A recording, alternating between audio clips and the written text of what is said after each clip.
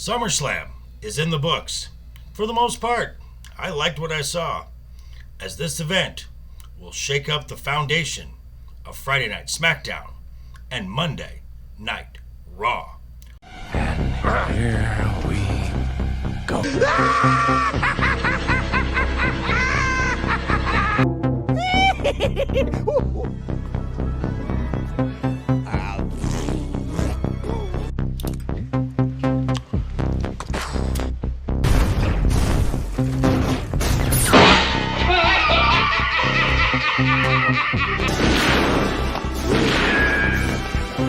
Is like gravity. All it takes is a little push.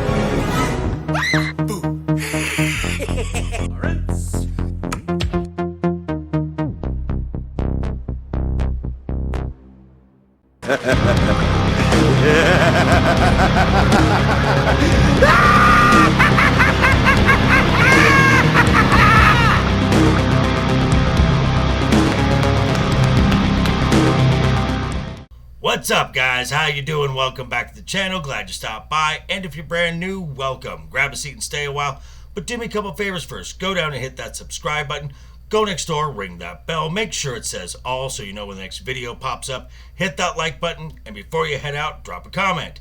And if you're one of the regulars here, welcome back for another round. I ask that you also hit that like button. And before you leave, drop a comment, because YouTube does love the comments. And of course, share the video out on all social media.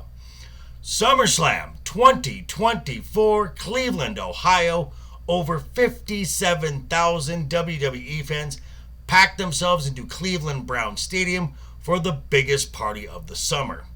And what they got was 7 matches, 6 of them for top titles, 4 brand new champions, and 2 long-awaited returns, 1 in the ring and 1 to WWE TV. So let's talk about it. And here we go. Now we start off with the first match, which is Liv Morgan defending her title against Rhea Ripley. This is for the Women's World Championship. This match lasted about 16 minutes. Now, coming out to the ring, Rhea and Dominic are walking together, and Rhea is particularly giddy, I guess is the best word to describe it. Not a good sign. Now, when the match started, Liv and Rhea played cat and mouse for a bit at first. When Rhea finally got her hands on Liv, she showed her power. Now, Liv's craftiness served her well as she ran Rhea into one of the turnbuckles and into the post, where Rhea was selling re-injuring the shoulder that took her out of action, even to the point to where Rhea slammed her shoulder against the announce table to put it back into place.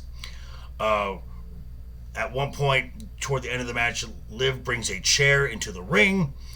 Rhea gets the chair away from Liv, and Rhea hits her finishing move, the Riptide, goes for the chair and is going to do the finishing blow, only for Dominic to jump onto the apron and take the chair from her, telling her she can't win the title this way. If she hits Liv with the chair, Liv keeps the title. Liv wins. She then agrees. Liv drop kicks Rhea, knocking Dominic to the floor. Liv hits her finishing move, the Oblivion. Rhea kicks out. Dominic, still holding the chair, then slides it into the ring.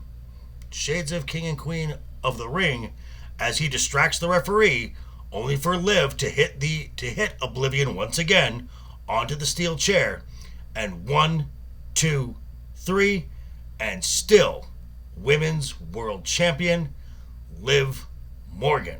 Fun fact, the last time Rhea Ripley was pinned in a singles match was 26 months ago by, you guessed it, Liv Morgan. Now, after the match, you would think that Dom would be over to console Rhea Ripley, his mommy, but no. He goes over, helps Liv up to her feet, and plants a big kiss on her. The ultimate betrayal of Rhea Ripley. How dare you? Now, this was a really good match to start the show. As I have said on other occasions, Liv Morgan and Rhea Ripley are now forever linked as one of the all-time rivalries in WWE women's history. And did this set the course of events for the Judgment Day later on in the show. We go to our next match, which is the Intercontinental Champion Sami Zayn defending in a rematch with Braun Breaker. Now, after his loss at Money in the Bank, Braun Breaker would not be denied. Sami, the crafty veteran, gave a valiant effort, but the speed and power of Braun were just too much, as in just under 6 minutes, your new Intercontinental Champion is Braun Breaker. This was absolutely the right decision. Wanted to do this on a larger stage than Money in the Bank, and this just re-establishes Braun Breaker as an uber dominant force for Monday Night Raw. It's so badass. Now our third match is Logan Paul defending his championship against LA Knight. This is for the United States Champion. Now, Logan was escorted to the ring by Machine Gun Kelly, who was also a Cleveland native. Now, before the bell even started, these two had a brawl that lasted outside the ring that went for about a good 3 minutes. Now, eventually, both did get in the ring and as the match got underway. Now, this match was really a contrast of two styles. You have LA Knight, which is a no-nonsense, smash mouth, power moves, big kicks to big punches, versus Logan Paul's high-flying athleticism. Now, Logan, at the end, misses with his loaded right hand with the brass knuckles. LA Knight ducks it, hits his finishing move, the blunt force trauma, and we have a new United States Champion, L.A. Knight. Yeah! Well, it's about time. Now we have the second of the women's matches. This is also for a title, as we have Bayley defending the WWE Women's Championship versus Nia Jax. Now, to be honest, I was not very confident in my pick of Nia Jax to win this match. I had my doubts that the WWE didn't quite have the guts to change titles for 3 matches in a row. And to be quite honest, neither of these women are particularly exciting in the ring, while both being very solid professional wrestlers. Now, case in point, the crowd was, from what I heard, was pretty much dead for most of the match until, that's right folks, Tiffy time. The crowd erupted as Tiffany Stratton sprinted to the ring with a referee in tow with her Money in the Bank briefcase. She hopped up on the apron. Now, before she could cash in, Bayley knocked her off the apron to the floor. This was enough for Nia Jax to hit 2 power bombs and then hit not 1, but 2 bonsai drops, which she has named the Annihilator, for the 1, 2, 3, and we now have a brand new WWE Women's Champion. Ouch. And now it's time for what many considered to be the real main event of the night, and quite frankly, the only non-title match. This was Drew McIntyre versus CM Punk, who had not been on WWE TV, if you can believe it, since December of 2014. This also included Seth Rollins as the special guest referee. These 3 men really don't like each other, and it showed throughout the match. Now, the match itself went back and forth, with Drew dominating early. Drew reaches into his trunks and brings out the bracelet he stole from CM Punk with the names of AJ Lee, his wife, and Larry, his dog. This got Punk fired up. However, Punk was his own undoing, as his focus on retrieving the bracelet took his eyes off the prize, which was Drew McIntyre. This allowed Drew to hit one final Claymore dropkick to claim round 1 of this blood feud, which is not over yet. Spicy. Now, I will say there was a lot of folks who were concerned, as CM Punk last couple years has been injury prone. has not been in the ring for 7 months due to an injury. Seeing him go through a full match, do the work, and come out unscathed is a very positive sign, because CM Punk, no matter where he is box office and is good for business. This brings us to our last 2 matches. These are for the top prizes for both brands. We're going to start with Damian Priest versus Gunther for the WWE World Heavyweight Championship. To be quite honest, this was probably the best match of the night, as it was easily Damian Priest's best match since becoming champion. Both men hit each other with their best offensive moves. This match lasted for over 16 minutes. The title changed when, after a South of Heaven choke slam, Damian Priest goes for a pin when Finn Balor, I told you there would be some Judgment Day repercussions, comes out, puts Gunther's leg on the rope, breaking up the 3 count. Damian Priest has now been betrayed, and in a moment where he goes after Finn Balor, loses his focus for just a split second. Gunther hits him with a powerbomb, hits a sleeper hold.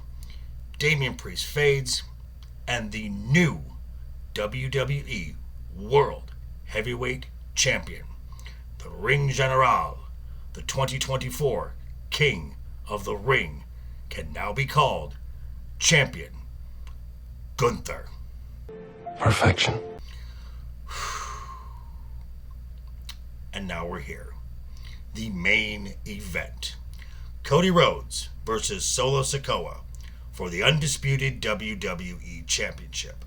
A match that just 24 hours prior was turned into a Bloodline rules match, which means there are no rules, no countouts, no disqualifications. The referee is only there to count a 1, 2, 3 or record a submission. Now, I don't want to say that the match was boring, but everyone already kind of knew the outcome and are just waiting for the inevitable return of Roman Reigns. Now, the match went along just fine, and at about the 15-minute mark, the Gorillas of Destiny, Tama Tonga and Tonga Loa, got involved, which prompted the return of Kevin Owens and Randy Orton to even the odds. Those 4 slipped away into the crowd and were never seen the rest of the match. Then in comes the walking cheat code, Jacob Fatu, to absolutely destroy Cody.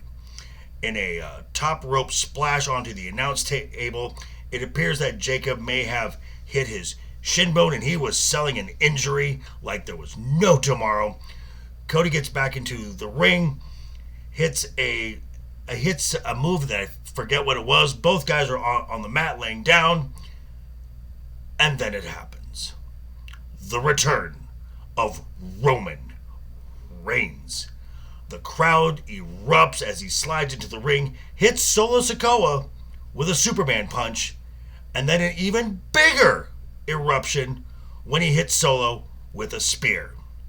Roman then walks out of the ring, gives Cody Rhodes a nod, allowing him to finish the match, where Cody hits the crossroads, and still WWE Undisputed Champion.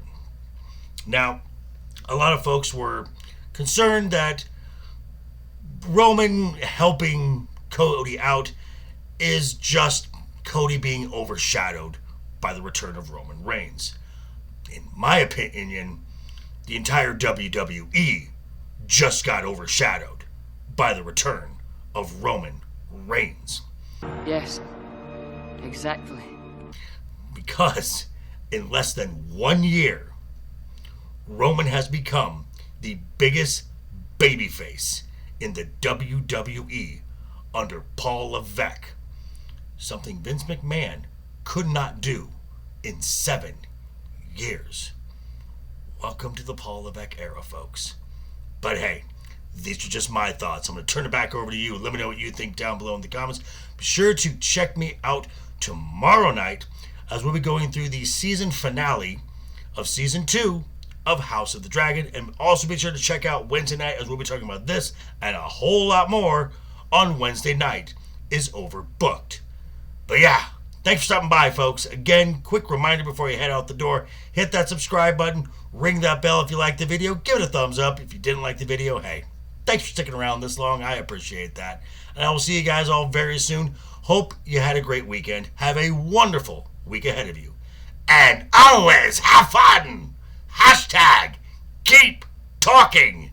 And always keep that smile on your face. Toodles.